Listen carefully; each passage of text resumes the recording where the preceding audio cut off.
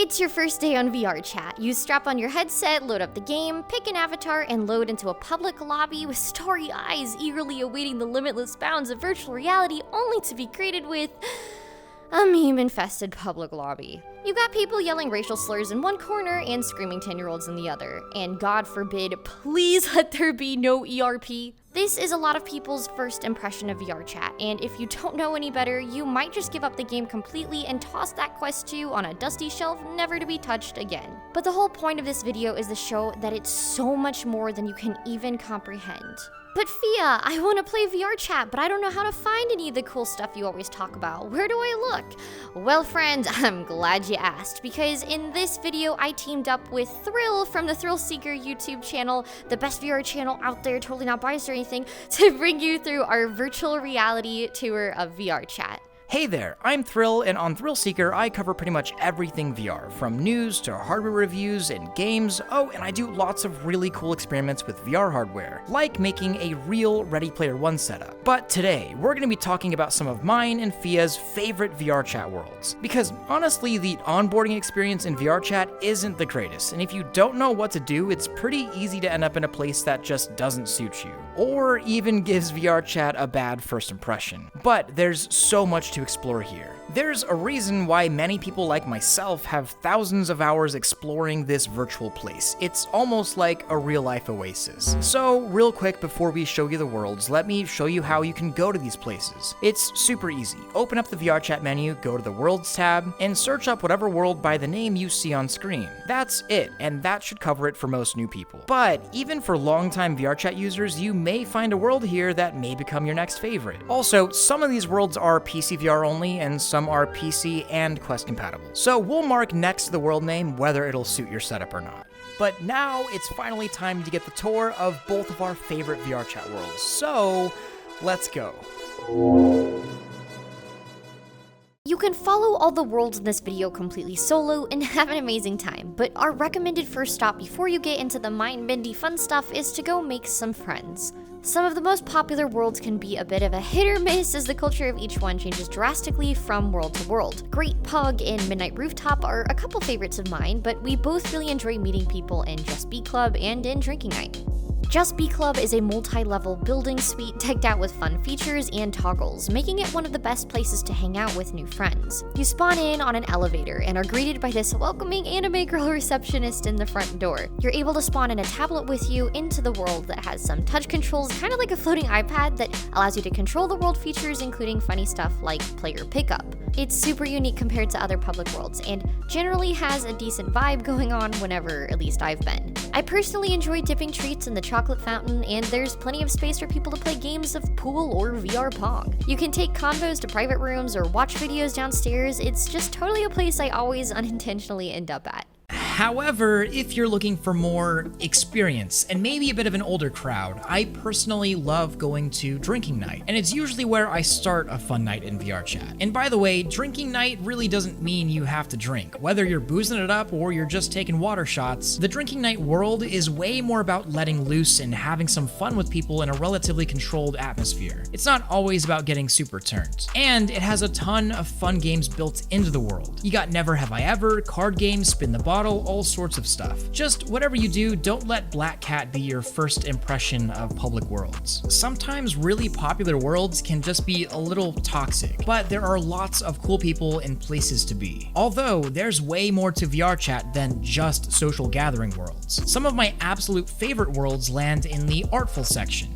Beautiful, ethereal, virtual reality places that simply aren't possible in the physical world. Starting with one that is very near to my heart, Treehouse in the Shade. I've streamed here on Twitch for hundreds of hours. It was my home world for years. Treehouse in the Shade is a really special world, it being a treehouse in the middle of a massive open space, and you can change the environment to be nearly anything you want, with a list of dozens of backgrounds ranging from trippy to serene to, well, everything in between. This world is a must visit, and I think you'll see quickly why I've fallen in love with it. It's beautiful, relaxing, and comforting. My favorite mind-bendy world to show people in VRChat is actually the Museum of VR Painting. Japanese VR artist Ayumi Sekiguchi paints elaborate art pieces in tilt brush, and this world is a showcase of some of her most vivid and creative pieces. 3D painting is almost incomparable to physical art because literally anything is possible, so not only are the possibilities endless when it comes to the art itself, but also in the presentation of how it's displayed. We specifically left out the best parts in this footage, however, because you can't just look at a video to do this justice. As Sekiguchi says herself,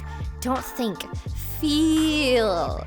Okay, now if you're into psychedelia and fractals and general trippy VR experiences, look no further than Adrift. Liquid metallic mirrors, psychedelic shader effects, a massive black hole you can fly into. This is a world you can spend hours in, and you likely will. Honestly, I don't think I even need to say any more about it. Just go to Adrift and get lost and come back whenever you found yourself again. From Among Us to Putt-Putt to a good old round of murder, there's a lot of games to play in VRChat. Anyone can create any kind of experience just by downloading Unity, so people go pretty crazy. If you like escape rooms, I have to recommend Pop Escape and Project Summer Flare as some of my favorites with hours of puzzles and surprises. But my all-time favorite VR game, period, is actually a full-fledged 5 to 6 hour co-op horror map called The Devouring. You are driving on the road when you get mysteriously attacked before waking up in the guest room of a creepy mansion with nothing but a cryptic letter saying that the home family found you injured in a car crash and cleaned you up, then brought you here. And you made it just in time for a special dinner they've been planning, so keep waiting in the guest room until it's ready. No. Of course, this spacious mansion is filled with puzzles and fascinating secrets, but the entire time you have to keep on your toes because something is following your every move. Even if you don't necessarily like horror or being scared, it's beyond engaging and well worth the experience. The entire thing was made by a team of 4 people over the course of 10 months on the older version of the SDK of VRChat, which inevitably means that it won't be there for much longer. I really don't want to spoil this one just because it's seriously that good, including the custom OST, so please take my word on it and at least give this one a go.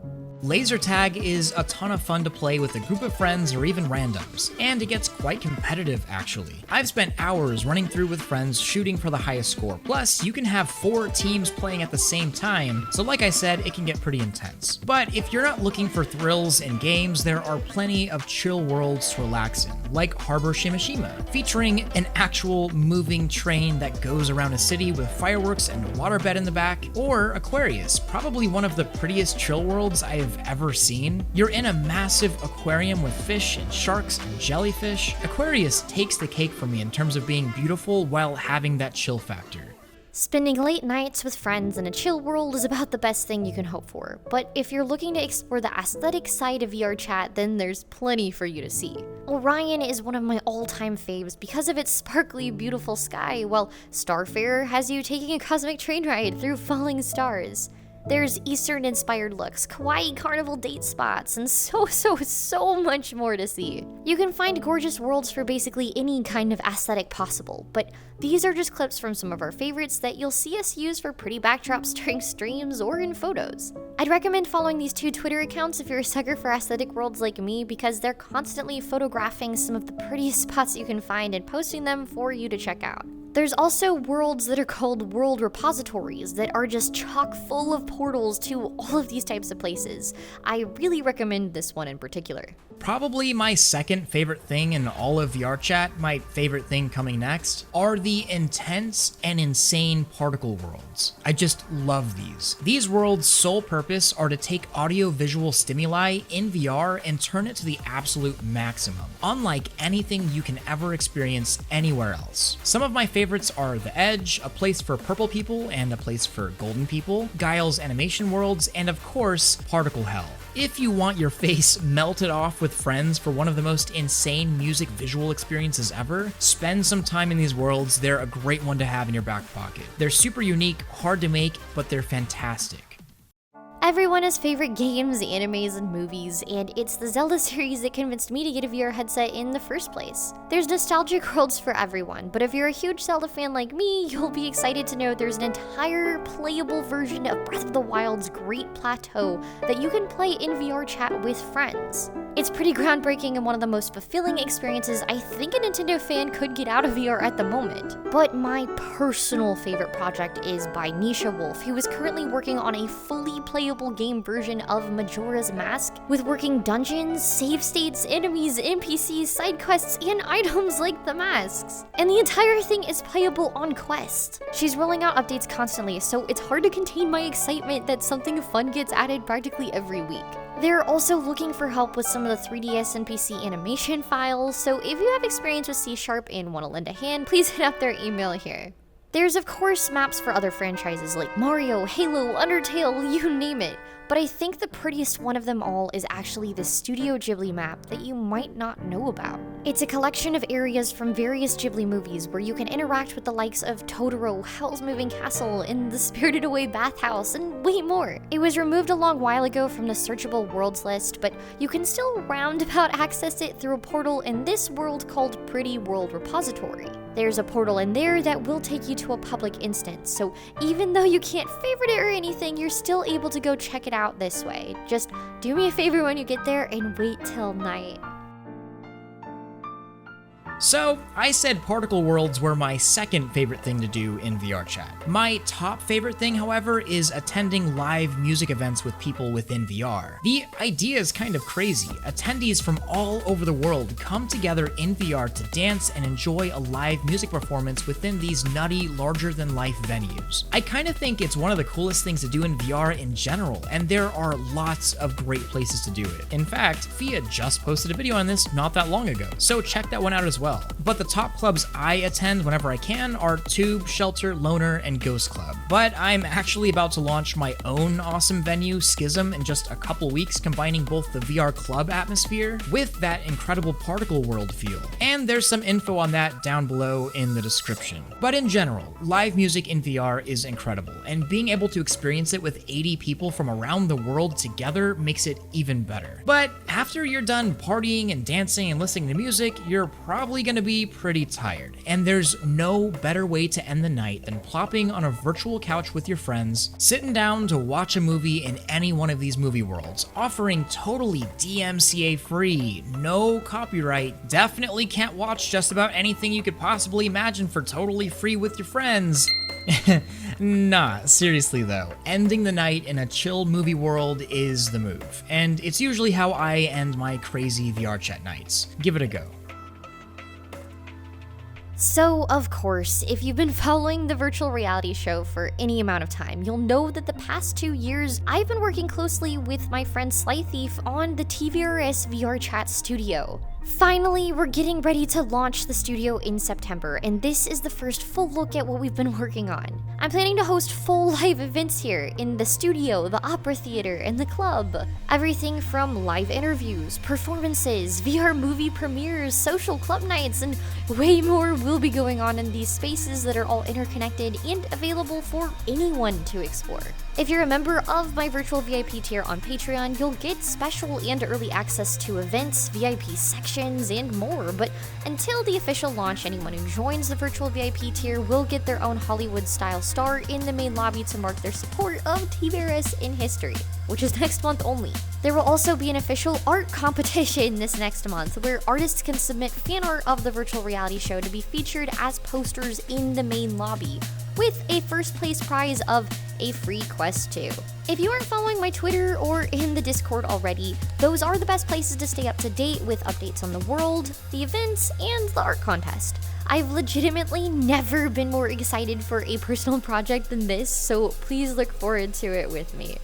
Well, that seems like the end of the tour, but I think we should mention that this list is by no means comprehensive of all the cool VRChat worlds available. Every day, dozens of new worlds are uploaded, but this probably should give you a pretty good starting point to having a good time in VRC. Also, we both love checking out new things in VRChat, so if you have a few favorite worlds that you love and want us to check out, and maybe showcase in a future video, leave it down below in the comment section. If you followed along, feel free to take pics in any of these worlds and tag us on Twitter so that we can see them. Leave a like on this video if you enjoyed it, and subscribe to both of our channels for more VR content just like this. But anyways, I'll see you in the next video. Bye!